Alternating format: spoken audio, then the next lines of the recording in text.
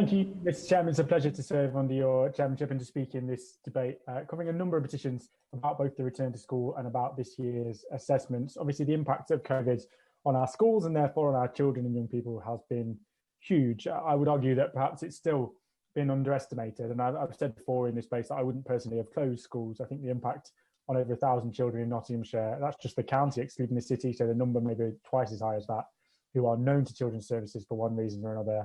Vulnerable children who have been out of school for months and months is huge. We saw a spike in referrals for abuse into children's services following last summer's lockdown, and I have no doubt we'll be seeing the same again now. We owe it to those children in particular to put them at the heart of our plans for recovery.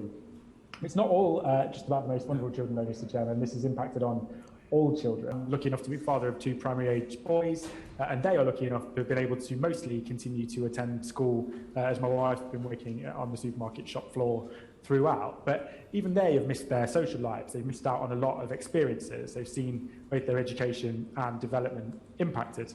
This time in the lives of our children and young people is hugely important, whether it's early development as a primary school student, mastering the academic basics, but learning to make friends, to understand the school environment, how to act around other people, or as a teenager studying for major qualifications whilst also kind of coming out of your shell, becoming an adult, finding yourself. How much more difficult must it be to begin to find your independence and your own self separate from your parents when you're forced to spend every day at home with them and you don't get to go and do anything else?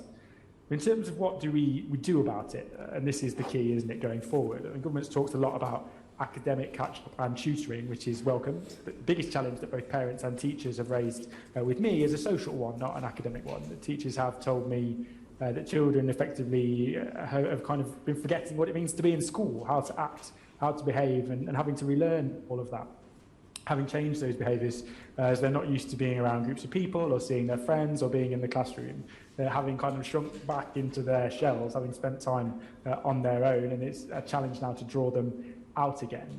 To me, that means we need to focus not just on academia, but on the social side of things. We should offer more support to extracurricular activities, including sport. Let's not forget the health and fitness impact of all this too, and the inequalities that will only have grown as a result of lockdown and the inactivity that came with it.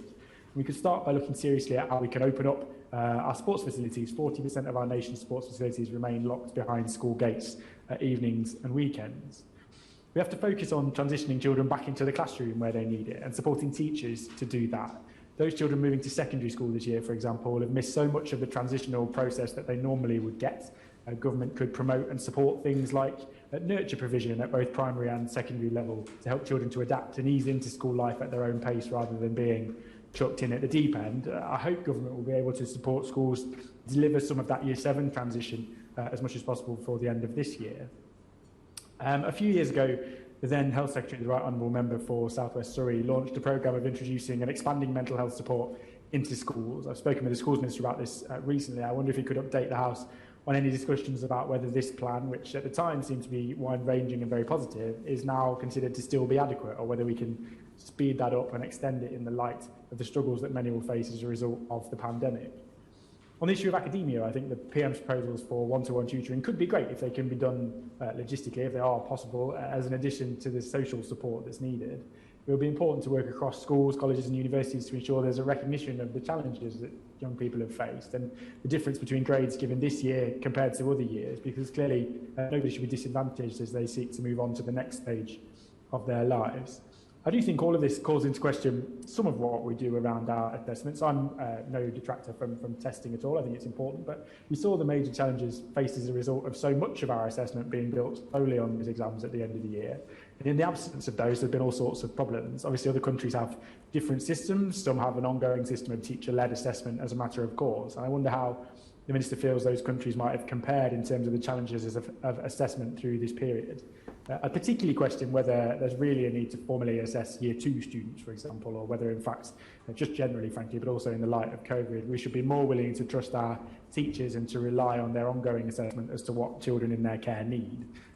They are better placed to assess the ability and the support needed by children at that young age than an exam paper is, in my view, and particularly if the needs of those children at 4, 5, 6 years old are more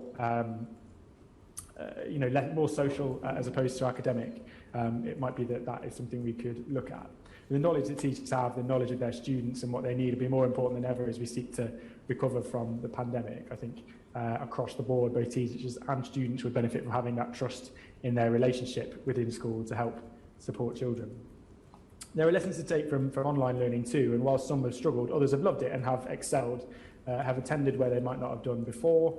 There may be a role for using remote learning permanently in some instances. My local college reported excellent attendance amongst some of the students who hadn't really engaged before, people who hadn't been showing up. They reported excellent work and excellent kind of progress for a lot of students with autism, for example, who might have struggled in a classroom environment but found online learning to be really positive. So perhaps particularly post-16, perhaps also with SEND pupils, but we should review across the board how remote learning could benefit young people. I know that's part of the Prime Minister's plan in terms of independent and individual tutoring as well. And finally, Mr. Chairman, I'll wrap up. I wanted to just touch on skills.